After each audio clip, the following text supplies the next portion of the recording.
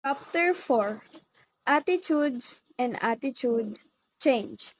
This chapter concentrates on the processes involved in the development of and a change in social attitudes. It also features a short section on a special attitude of significance, prejudice.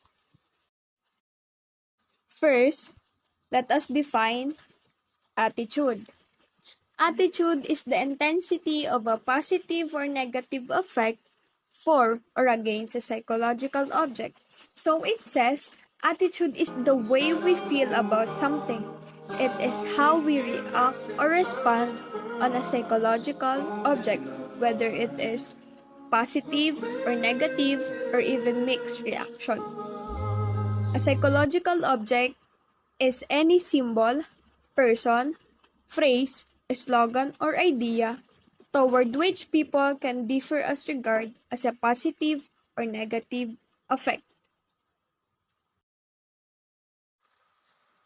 Attitude, it is the evaluative reaction, like or dislike. Also, our opinion is our attitude that puts into words. It can also help us to distinguish and express ourselves. For example, I like ice cream with a cookies and cream flavor than milk tea. So it helped me to express myself that I like ice cream more than milk tea. Next. And attitude is the way of responding to someone or something. It is something we have learned and it is relatively permanent. So next, our attitude is consists of three elements: the cognitive, emotional, and behavioral components. Cognitive component, it is how we think on a certain object. For example, I'm afraid of dogs because I believe that they'll bite me. Emotional component or affective component, it is how we feel. Example, I'm afraid of dogs. Behavioral components, it is how we tend to act our thoughts and behavior. Example, I will be extra careful with dogs and I'll scream when I saw them. Observation, social influence, formal education, conditioning mechanisms, and first-hand experience. The key difference is that voters in democracy select their representative from among the many other parties, whereas in communist system, only one party is in power. A learned tendency to evaluate things in a certain way. Our attitude toward people of other ethnic group has developed in a way where we do understand this group of people. By understanding them, we will have more knowledge about their culture and also with their tradition. That where we can have a good way to respond for everything that they will say and do. And toward communism versus democracy, we have wide perspective about certain topics like this. Towards psychology course, it helps in a way where you analyze how people think you try to deeper your thinking and make conclusion about it.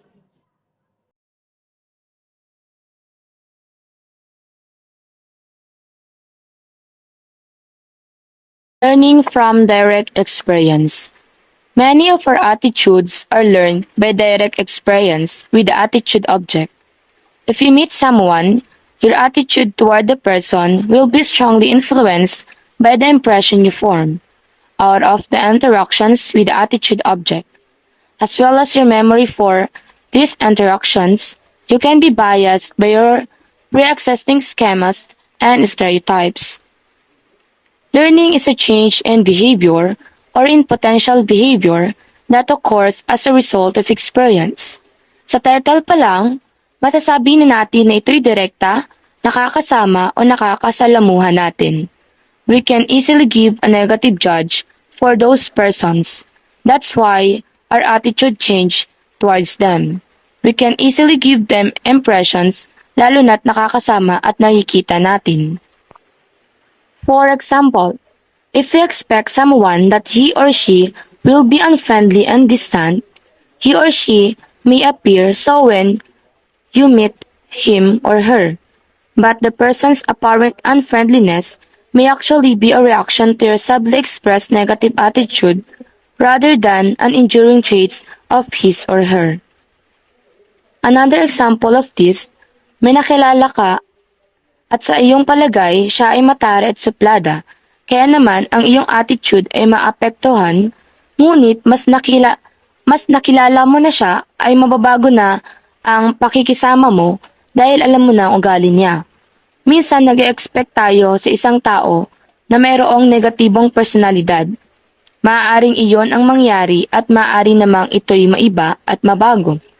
Hindi tayo nag-expect ng positibo lamang na personalidad, bagkus laging mayroong negatibo. Positive and negative stereotypes are always happen, and it may influence our attitude towards them. Our behavior changes depending on the impression we make on others. Learning through association, classical conditioning.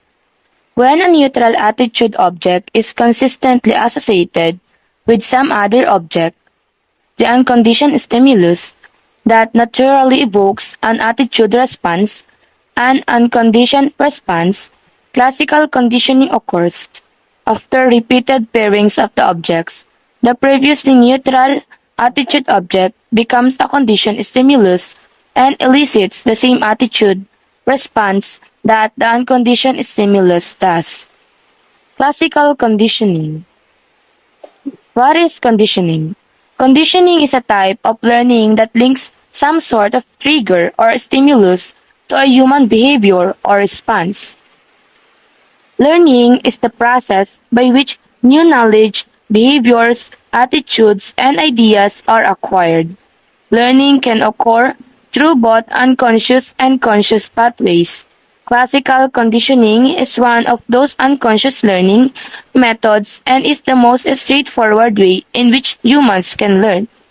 For example, a child may hear his parent continually describe natives in derogatory terms like dirty natives, vicious natives, and so forth. Eventually, the negative attitude associated with the descriptions becomes associated with the concepts natives, and the groundwork for prejudiced attitude has been laid. The child may never have met a native, but this attitude conditioning played a significant role in the aversion and hostility toward native nonetheless. Another example, a warm and nurturing teacher makes students feel connected. Students associate going to school with a teacher. Therefore, students learn to enjoy going to school.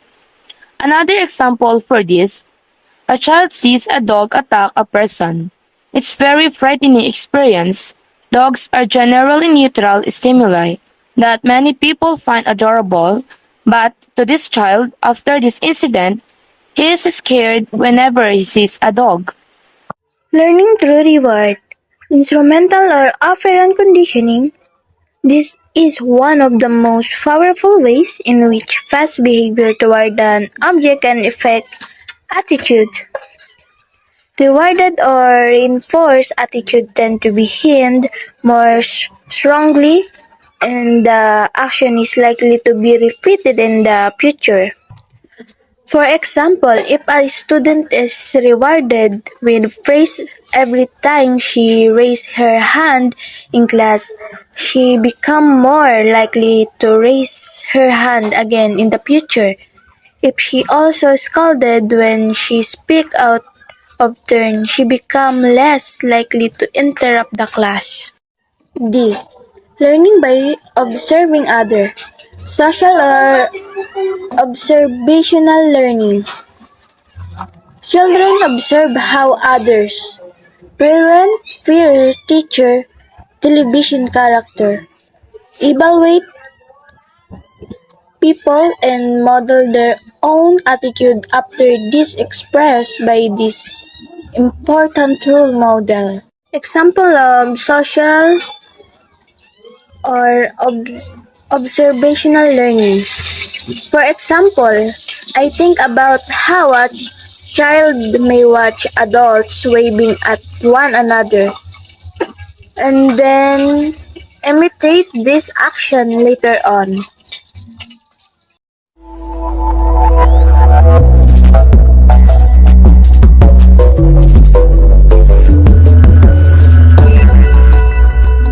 Forming attitudes by balance. Balance theory. Heater system is essentially an uncomplicated one which involves the relationship of two people and an attitude object usually by sentiments relationships.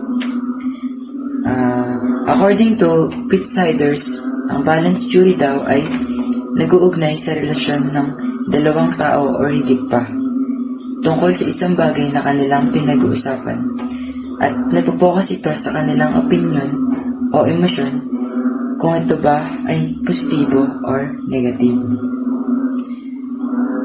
Heiders believe that people prefer their relationship to be balanced rather than imbalanced. Now, what happens if there is imbalance in relationship? According to Heider, there will be a strain to restore balance, or let we say, sabilitan or persahan para maging balanse yung relasyon mo sa isang tao tungkol sa isang bagay na inyong pinag-uusapan. The balance theory can be viewed as a triangle with three elements or components, namely the P, O, and X. Let for examples, P is stand for me, O is stands to the another person, and the X is to an object. Now, let's take an example. So, halimbawa, P is stand for me, and there's another person, O, Stephen Curry. Then, there's an object X, which is yung Under Armour shoes. Let we say, I'm a fan of Stephen Curry. Then, Stephen Curry is a spokesperson of Under Armour shoes. Kaya yung magiging relationship ko kay Stephen Curry tsaka dun sa object X is positive. So, sabi nga, the balance theory would suggest that if O like an object X and I like O and also an object X, so it means yung magiging attitudes ko towards kay Stephen Curry tsaka dun sa object X is balanced. Like for example po sa algebra, if positive times positive times positive is equals to positive. So, meaning, yung dalawang factors ay balanse. Ganun din po yung sinasabi dito sa balance theory. So, if Stephen Curry likes Under Armour shoes, then I would also like Under Armour shoes. Kaya, yung magiging relationship ko kay Stephen Curry is balance. Okay? Now, let's take another example, number 2. Same lang din po siya sa number 1. So, halimbawa, P is stand for me. Again. And, there's another person, O. Sung Ha-jung. Then, tsaka nga po pala, si Sung Ha-jung is famous guitarist in Korea. Then, yung kadalasan niya pong content sa YouTube is fingerstyle guitar cover. Okay? And there's an object X, which is yung gitara. Then, now, Sung Ha-jung tells us he likes the guitar and he recommend us. But, ako, I'm not a fan of Sung Ha-jung. So, yung magiging relationship ko kay Song Hajung or ang magiging relationship namin sa isa't isa is negative. So, para nga maging balance yung relationship ko towards kay Song Hajung, dapat is negative din yung attitude ko kay Object X, which is yung gitara. So, tulad nga po nung na-example ko kanina sa number 1, if positive times positive is equals to positive. So, in this case, if negative times negative is equals to positive. Kaya, yung magiging relationship ko kay Song Hajung is also balanced. Now, all these elements have relationship, sabi nga po. Then, the idea behind balance theory is that these three relationships are all in balance. Yun po. Thank you. Number 3. Observing our own behavior. Self-perception theory. The basic idea of self-perception theory, according to Daryl Bem, is that when your attitudes about something are weak or ambiguous, you observe your own behavior and attitude to yourself. Meaning, madalas nating napapansin or nahuhulaan kung ano ba yung saloobin natin sa ating sarili. Either kung tayo ba ay nasisiyahan, nalulungkot, nagagalit, naiinis, nagkakagusto or napapagod. Madalas natin itong napapansin sa pamamagitan ng pagmamasid sa ating sariling pag-uugali.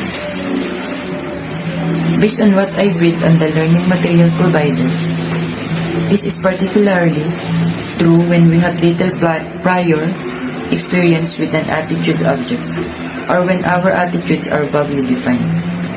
Suppose you realize that you are flustered and tongue-tied while talking to someone, acting as if you really want to impress him or her. For me, it is true. Kasi, di ba, kapag kausap natin yung isang tao, madalas is napapansin natin na parang feeling natin is energetic tayo or motivated tayo, something like that. Or feeling natin is nasisiyahan tayo. Like, pakiramdam natin is may gusto tayo dun sa isang tao. Which is doon natin mapapansin kung anong klaseng self-perception ang nararamdaman natin. And this is the one of the examples of positive attitude on what we observe in our behavior. People infer what their attitudes are based upon observation of their own behavior. According to Daryl Bem, reason hypothesis is state of discomfort on resonance. Therefore, in self-perception theory, a person's initial attitudes is irrelevant and there is no discomfort produced thereby behavior. Good afternoon, Ma'am Rhea Morales, and good afternoon to all my classmates. And this is a group 3, and my partner to my reporting is Runel Inquenas Bato. And our topic for today, it's a part of developing attitude in environmental factors. Ano po ba ang developing attitude environmental factors? Ito po ay isang halimbawa ng pagbuo ng saloobin, pagsasaliksik sa ating kapaligiran, at meron po itong binubuo na different na connected sa developing attitude environmental factors. Isa na nga po dito ang parental influence, at ang pangalawa naman po ay ang influence, the reference of group. Unang-una natin tatalakayin is about parental influence. Ano po ba ang parental influence? Ang parental influence ay isang halimbawa ng mga impluwensya ng mga magulang. Base sa pagkakaintindi ko, malaki ang tulong ng lipunan ng impluwensya ng isang magulang. Dahil sila ang unang dahil sila yung unang supervisor ng kumukontrol ng ugali ng kanilang mga anak. Tama po ba?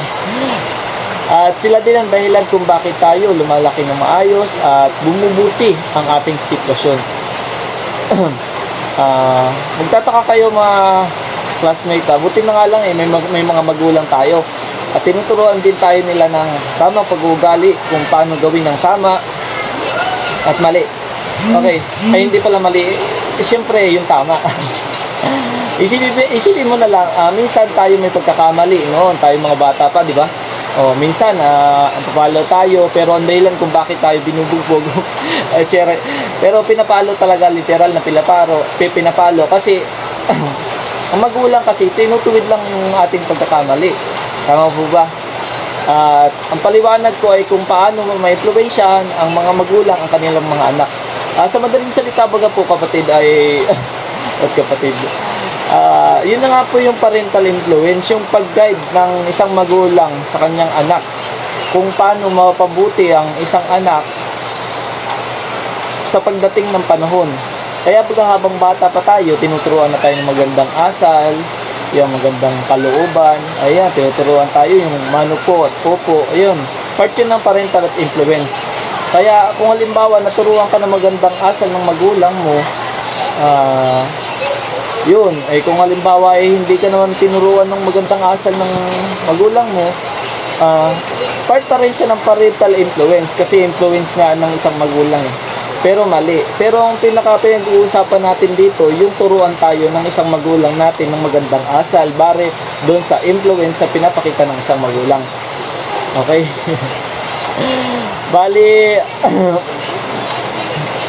Bali, kaya nga nagpapasalamat tayo dahil dumating tayo sa tamang influensya binigay ng ating magulang, yung walang magulang. Yung iba, walang magulang, walang gumagabay, nakakawa naman. Sunod naman ay the influence of reference group. Ano po ba yung the influence of reference group? Ito isang influensya na binubuo ng samahan na halimbawa, dito sa the influence of reference group, dito na pumapasok ang ating paglaki. Kapag tayo ay nagmamature, dito natin nalaman kung ano ang tama at mali, no?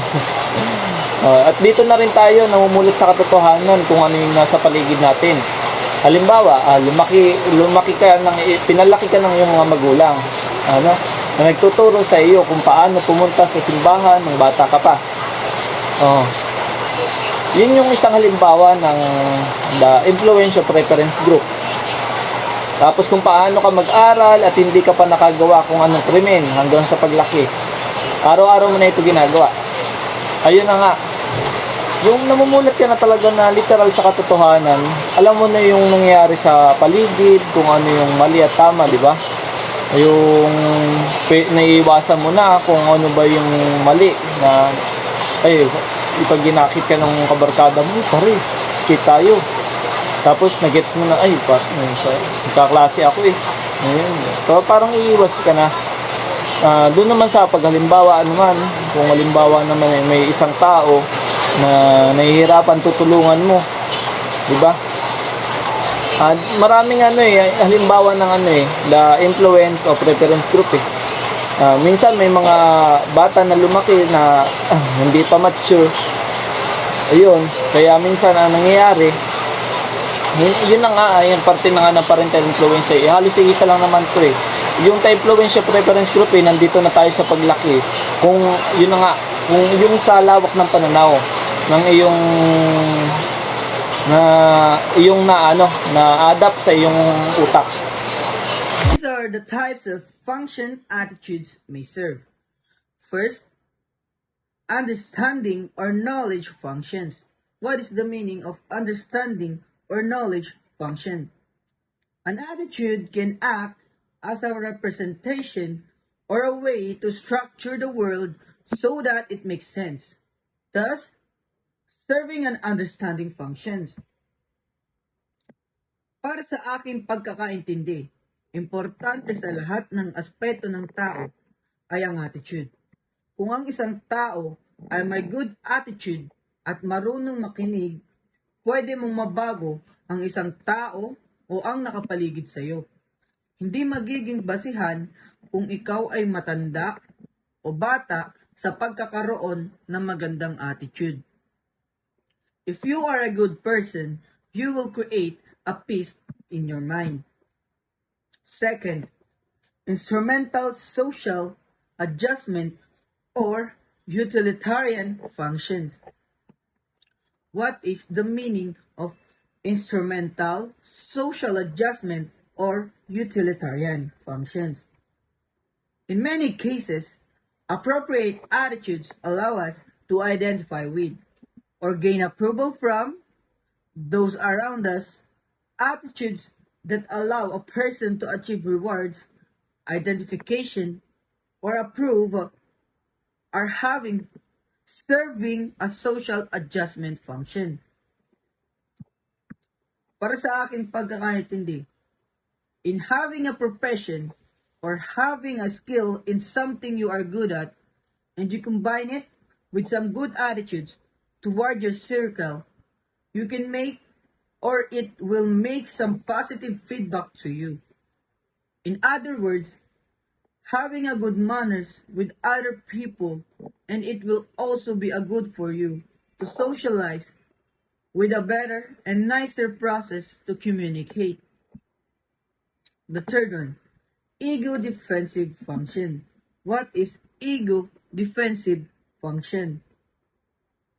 An attitude that protects one's self-esteem or reflects a person's unresolved personality problems or emotional conflicts, such as unexpressed aggression or fear of losing status, is serving an ego defensive functions. Para sa aking pagkakaintindi, ang ego ay nabubuo sa tao kapag pinakita sa iyo ng tao na special ka at ginawa kang boss ng mga nakapaligid sa iyo. Mabubuo dito ang ego defensive function kapag ang isang tao ay nagkamali ngunit ayaw niyang tanggapin na mali siya dahil sa nakasanayang kaugalian o pakikiramdam.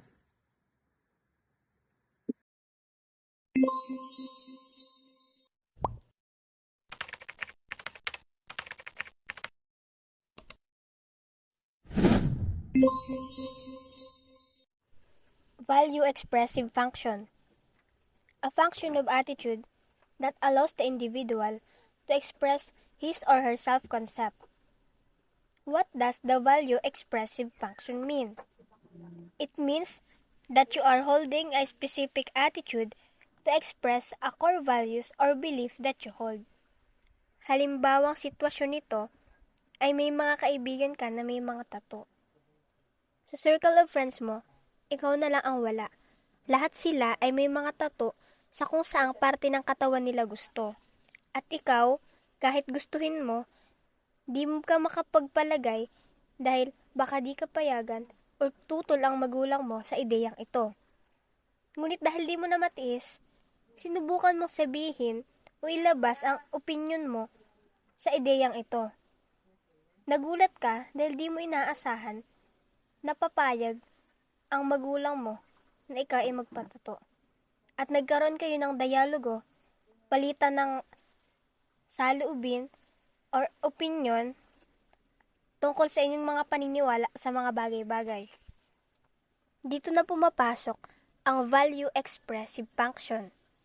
This function is something people can relate because we all want the freedom to express core values, core beliefs, and attitude at any part of our life.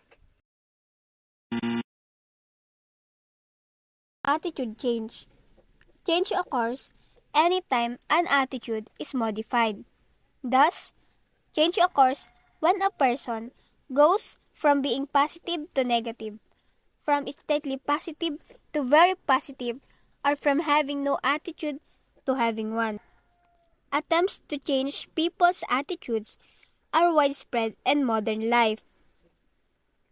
Millions of pesos are spent in attempting to convince us that brand X is better, more fashionable, and more effective than brand Y or brand Z. What factors about a communication cause changes in attitudes? Who says what to whom, via what channel, and with what effect? In other words, The factors that cause attitude changes fall into four categories. The first one is the aspect of the person doing the communicating. Is the person delivering the message is convincing or have the characteristics to convince us that whatever he or she tells is true or legit. The second is the aspect of the communication message itself. Are the message logical? Did it have key points? Did it follow a clean path? Or did the speaker jump around a lot? This aspect includes how well thought the actual message is. Third, the aspect of the channel through which the message is delivered. For example, radio or TV. Kung ang TV station o radio station bang iyon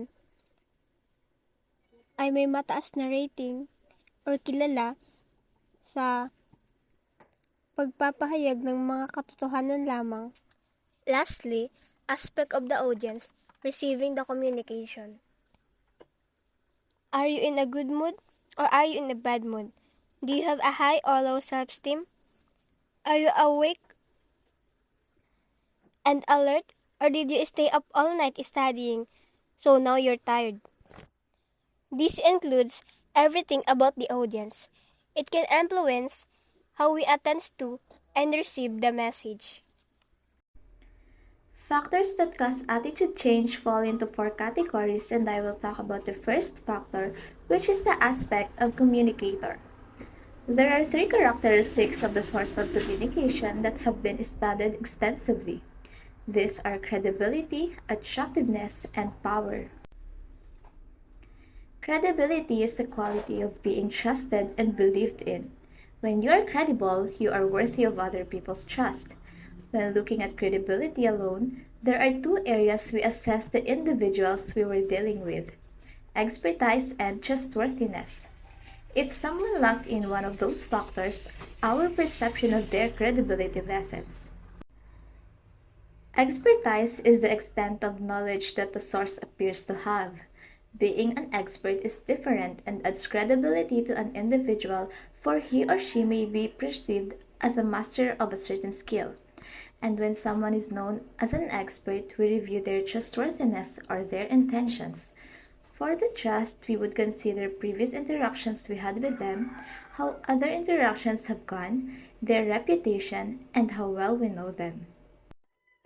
In a campus election, for example, your evaluation of a candidate's knowledge about campus problems and student government will determine their expertise in your eyes. Their perceived trustworthiness will be high if you see them telling the truth about what they believe. In contrast, their trustworthiness is low if you think they're being deceptive and running largely because of self-interest. Another factor that causes attitude change is attractiveness. A communicator's attractiveness to an audience is based on several factors, including physical appearance, pleasantness, likableness, and similarity to the audience. You see, people are observers. We tend to analyze the physical appearance of a person in front of us or the communicator. People tend to like physically attractive people. When we talk about physical attractiveness, it includes having a good posture, having a neat hairstyle, nails, consciousness of their style, and many things. They are also perceived as more likable and capable than less attractive people. In addition, we tend to see people whom we like as more similar to us than those whom we dislike. A disliked communicator is usually ineffective in changing people's attitudes. On the other hand, likable communicators produce attitude change. Those who are similar to their audience in terms of attitudes, skills, and abilities are more effective persuaders than those who are dissimilar. Lastly is power. If the source has the power to reward or punish the target, wants the target to agree, and will find out if the target did agree, then the target is likely to be influenced.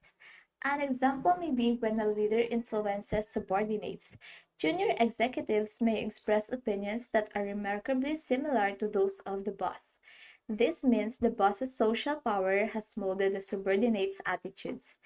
Another example is the source's capacity to reward or punish the target audience. We may refer to a manager who incentivizes higher performance from employees, or he or she might have the right to fire, demote, suspend, or lower the pay of an employee. Tatlong aspeto ng medium na komunikasyon na tumatalakay sa bisa ng harapang komunikasyon. Ang mabilis na paghatid ng mensahe at estilo ng pananalita na ginamit. Number 1. Face-to-face versus media influence.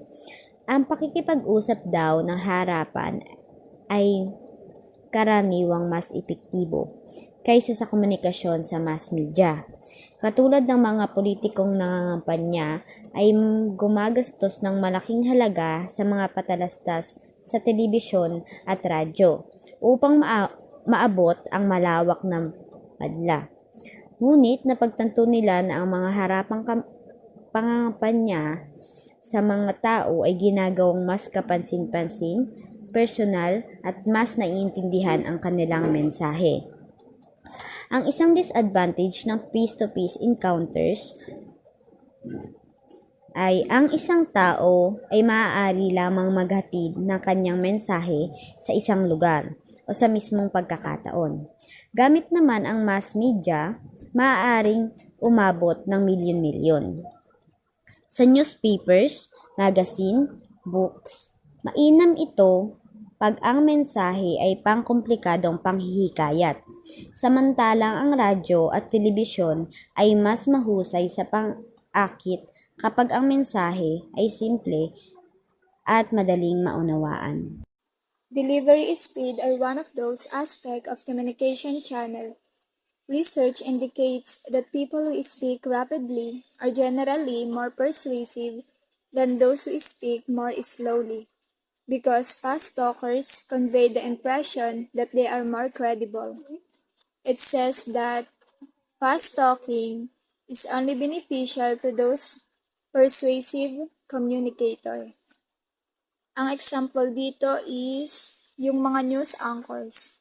Kapag nagsasalita sila, mabilis. Kasi sa pagbabalita, may time lang, so kailangan ma-hit nila yung time na yun. Kasi kung babagalan nila ang pagsasalita, hindi na magiging akma iyon sa kanila bilang isang tagapagbalita. Kasi sa pagbabalita, dapat na mapunta sa iyo ang atensyon ng mga manonood at maging interested sila sa balitang iyong isasalaysay. So according to research, a professional news anchor reads at a speed of 150 to 175 words per minute. In contrast to the hypothesized benefits of rapid speech, when the audience opposes the communicator and it had been predicted that fast talking will hurt the persuasive power of the message when it is presented to an audience that favors the communicator's point of view. Why? Because the arguments are presented so quickly. The audience cannot adequately process them and incorporate them into their existing belief system to further bolster their current attitudes on the issue. So dito naman, nagiging disadvantage ang fast talking kapag yung statements ay di malinaw, that can lead to misunderstanding, magkakaroon ng confusion ang mga nakikinig, at ito'y may impact if ever you're in a competition. So, talking fast or slow, we must prioritize kung ito ba ay clear sa nakikinig and naunawaan kung ano ang message na iyong speech. Speech style. Research finds out that when people use a powerful speaking style, they are generally judged much more competent and credible than when their style is powerless even when people have good and persuasive messages. So ayun nga, mas nagiging kapanipaniwala or credible yung mga gumagamit ng powerful speech kesa sa powerless. So let me define powerful and powerless speech. A powerful speech style is defined as the absence of powerless linguistic features within speech. A powerless speech style is defined as the use of linguistic features that have negative effects on how the speaker is perceived. There are double standards of speaking style for women and men. The use of tentative speech appears to enhance a woman's ability to persuade a man at the same time that it reduces her ability to persuade another woman. So based on what I have read, lumalabas yung ability ng isang babae kapag ang hinihikayat ay lalaki. But at the same time, nababawasan ang ability niya sa kapwa babae. Number 2, the arousal of fear. It may be true that attitude change increases with greater fear, but only up to a point. At some magnitude of fear arousal, we simply may refuse or be unable to cope with the information we receive. Attitude change will follow a fear-arousing communication only if people will know what to do to reduce their fear. The fear arousal or reaction. Up to a certain point, it can be true that fear causes a shift in attitude. When our fear levels reach a certain point, we may simply reject or be unable to process the information we are given. Only if people are aware of how to lessen their fear can their attitudes alter in response to a communication that causes anxiety. If communication triggers a high level of fear, the ensuing panic may make it difficult for people to take the necessary steps to ensure that the feared event won't happen to them. In that instance, it's possible that a change in attitude won't happen. Number 3, organizing the communication. Another factor in determining whether a message will be persuasive has to do with whether you present a one-sided or a two-sided message. Organizing the communication. The presentation of a one-sided or two-sided communication is another aspect that affects whether a message will be persuasive. A one-sided message is one in which you just provide your arguments in an effort to persuade others to share their viewpoint. A two-sided message, on the other hand, requires you to acknowledge the opposing points of view in your speech and make an effort to disprove them. Drawing conclusions. Messages whose conclusions are explicitly drawn are more persuasive than those whose conclusions are left to the audience, especially when the audience is unintelligent and uneducated, or when a message is complex. Otherwise, the audience may not realize what the communicator wants. However, when it is clear that an audience will be able to draw the correct conclusion when the audience is sufficiently intelligent and educated, knowledgeable about topic, and if the audience is sufficiently motivated to undertake the effort, or when a message is simple, it is best to leave the conclusions unstated. What are the things to be considered in drawing conclusions? When drawing conclusions, readers need to know. Consider what they already know from their own experiences. Gather all the information that the author has given, the characters, personalities, feelings and motivations, the time period and place, conflicts, etc. Why is drawing a conclusion is so important? A conclusion is an important part of the paper. It provides closure for the readers while reminding the reader of the contents and importance of the paper. What is an example of drawing conclusions?